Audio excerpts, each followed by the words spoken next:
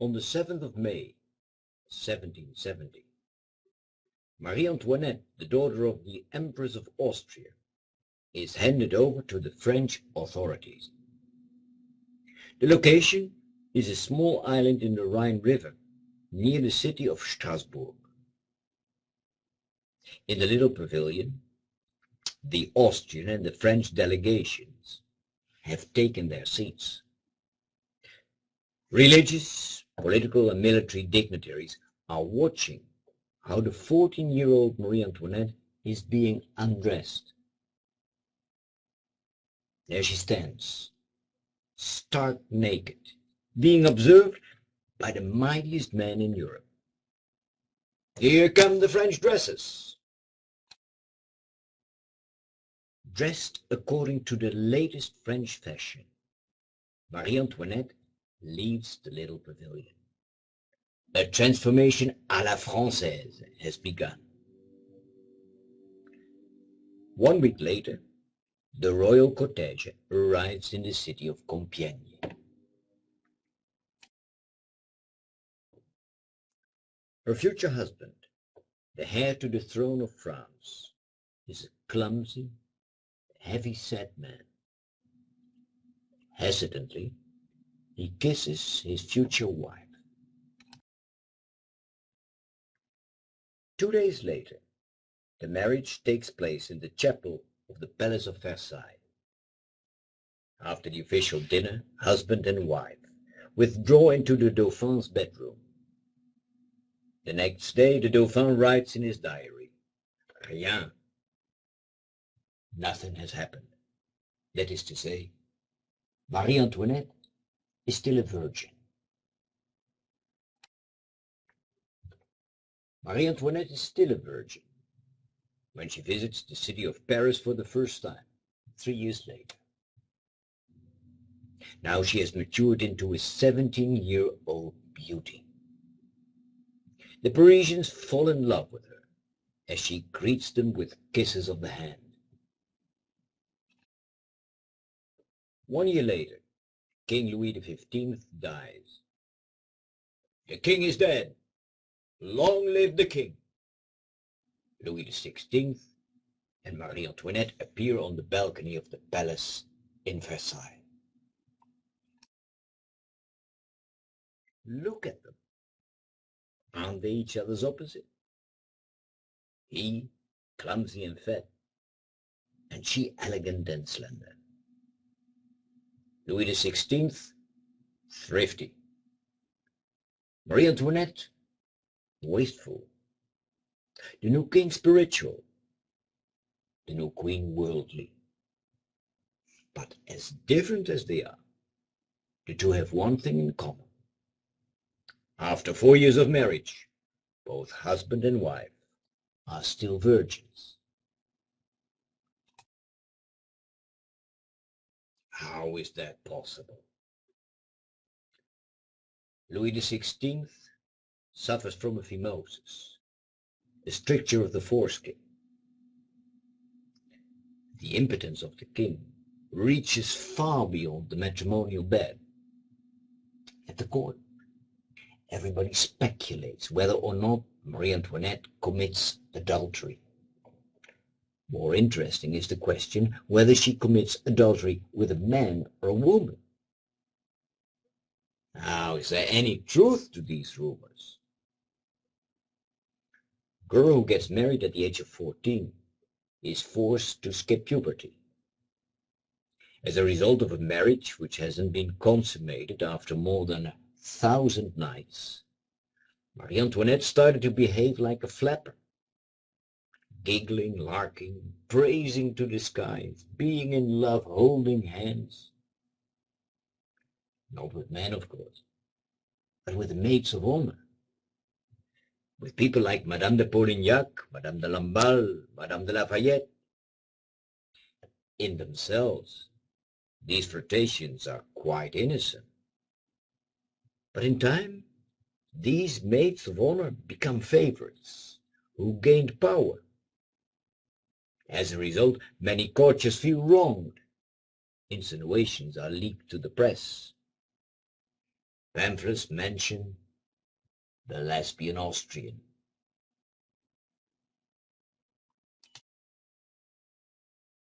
In public, the image of the Queen is violated. But in the circles of her favorites, Marie-Antoinette is turned into a queen of fashion, a queen of rococo. In the summer of 1777, the Austrian Count of Falkenstein arrives in an inconspicuous carriage at Versailles. To everyone's surprise, he's allowed to get off at the marble court, a privilege for members of the royal family only. He is taken immediately to the king, who receives him most graciously. The Count is Joseph of Austria, Marie-Antoinette's brother. He has traveled to Paris to discuss a sore subject with his brother-in-law. He is aware of the sexual problem that has undermined his sister's marriage. If a solution can be found in the circumcision of her husband, Marie-Antoinette has the right to demand the king to be treated. A few months later, the circumcised king deflowers his lovely bride after 7 years of marriage. 1 year later, on the 19th of December, 1778, more than 70 people are watching Marie-Antoinette. Cardinals, bishops, generals, politicians, and diplomats. According to their ranks, they're all seated around her bed. The Queen is in labor. Confinement lasts more than 17 hours. Most people suffer from closeness. Several lose consciousness. Marie-Antoinette screams. A girl. A girl. Poor Louis XVI. No heir to the throne. In a fiscal crisis. The king faces a fiscal crisis in a state in which the richest people, the clergy and the nobility, are exempted from taxes.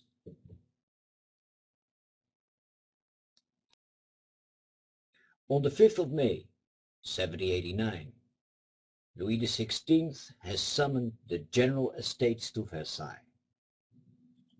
For the first time in more than 175 years, nobility, clergy, and Third Estate assemble in order to solve the fiscal crisis of the country.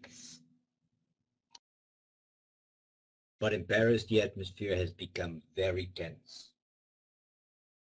The economic crisis has driven a large number of unemployed to the capital. Prices of bread have never been so high. The Parisians grumble. As the king fears that mass discontent might intimidate the local authorities, he confines 20,000 foreign mercenaries to the barracks in the city suburbs. Parisians fear the worst. Local militia start to arm themselves. They force themselves into the Hôtel des Invalides. Muskets and ammunition are distributed, but there is no gunpowder. No gunpowder. Gunpowder is stored in the Bastille.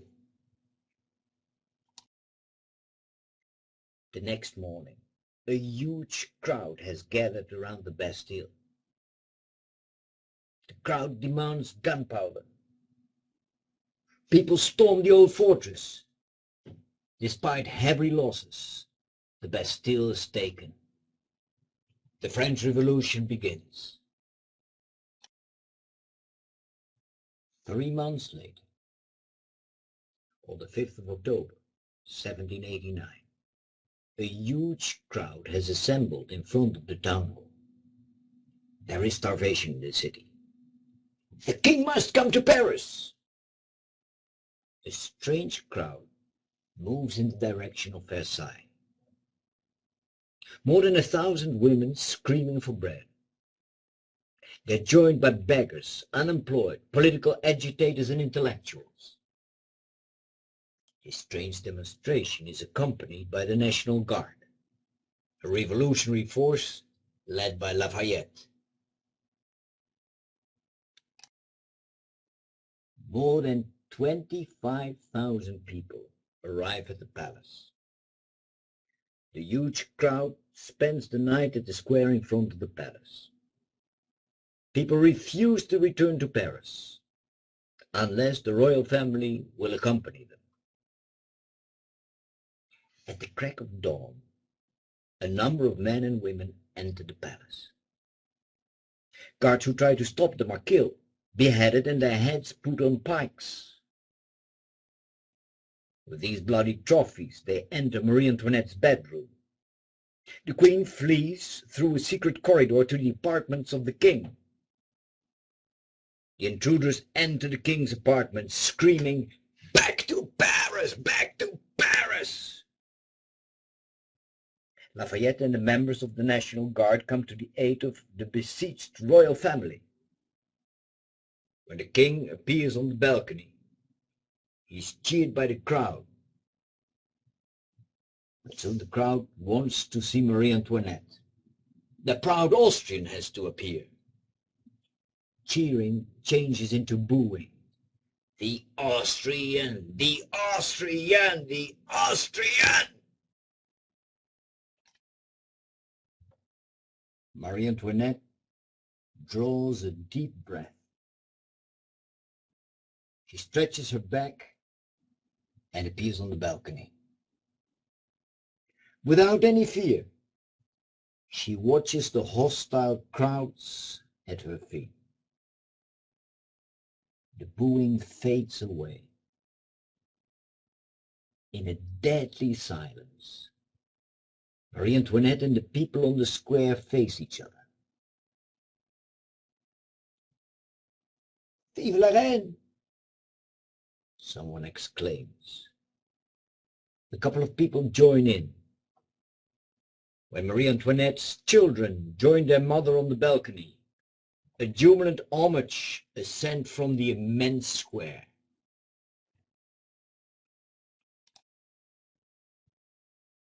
Later in the day, a carriage drawn by 6 horses takes the royal family to the Louvre Palace in Paris.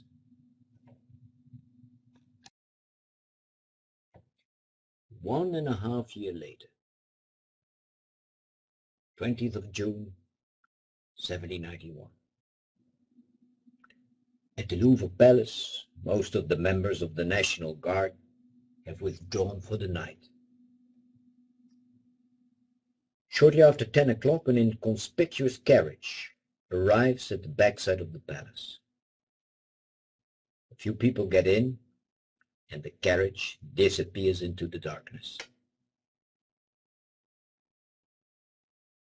After a little while, a second carriage arrives at the same place. Again, some people get in before the carriage disappears into the night. Outside Paris, the 2 carriages get together. The travelers move into a huge coach pulled by 12 horses. The coachman cracks his whip, and the coach sets in motion. Friends of Marie-Antoinette are responsible for the perfect organization of the escape of the royal family. They try to reach the border as soon as possible. At the border, someone recognizes the king. Why does he want to leave the country? Is he fleeing France? Are they leaving the country? The royal family is placed under military supervision and returned to Paris. The return trip is an ordeal. It lasts 3 days. As a result of a heat wave, the temperature in the coach is unbearable. Everywhere the family has to face hostile crowds. scornful laughter, rotten fruit being thrown at the traitors. The Parisians now discussed the threat of war. How long should the nation tolerate the concentration of foreign troops at the border? After the declaration of war against Prussia and Austria, the revolution becomes more radical. Allons, enfants de la patrie, le jour de gloire est arrivé. Children of the fatherland, the day of glory has arrived. 600 volunteers of war from Marseille are singing as they march through the city of Paris. When a huge mob attacks the palace of the Louvre, the royal family flees to the National Assembly, which is in session. After this attack, the royal family is interned in the temple, the medieval fortress. On the 21st of September, 1792, the Republic is proclaimed. But what do you do with a king in a republic? On the 11th of December, 1792, the king, now called Louis Capet, is put on trial. Although he is accused of conspiring against the nation, the main issue is the incompatibility of the king and the republic. The king has no part in the general will of the people. In fact, he is the denier of the will of the people. That's why he must die.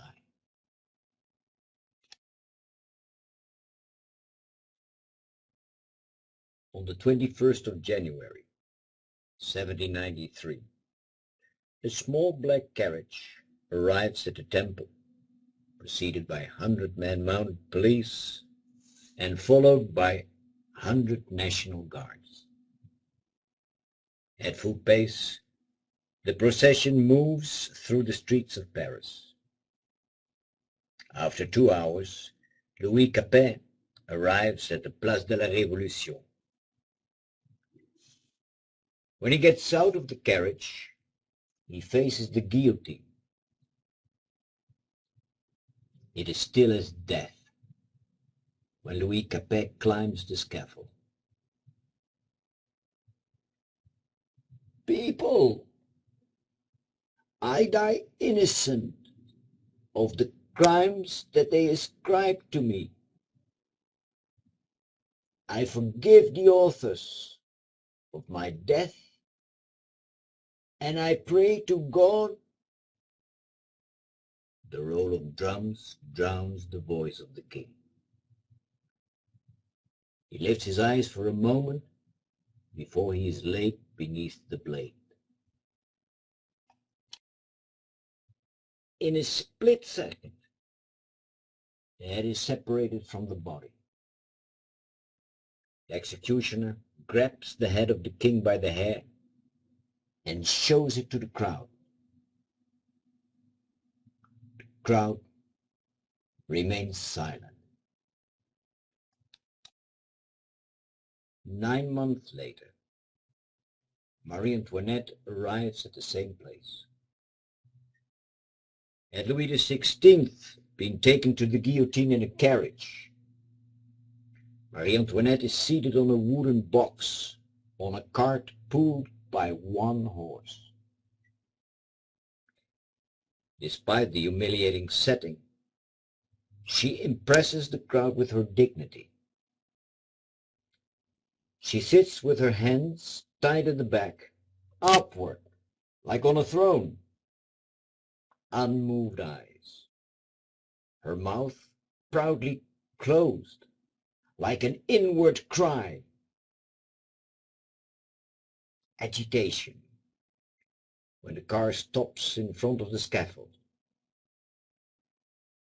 The queen climbs the steps.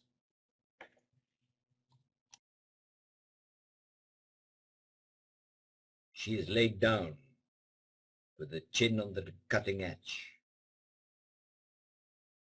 a pull on the bar, the flash of the falling blade, a dull stroke.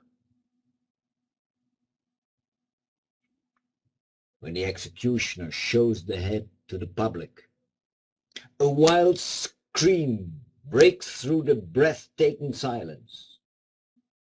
Long live the Republic!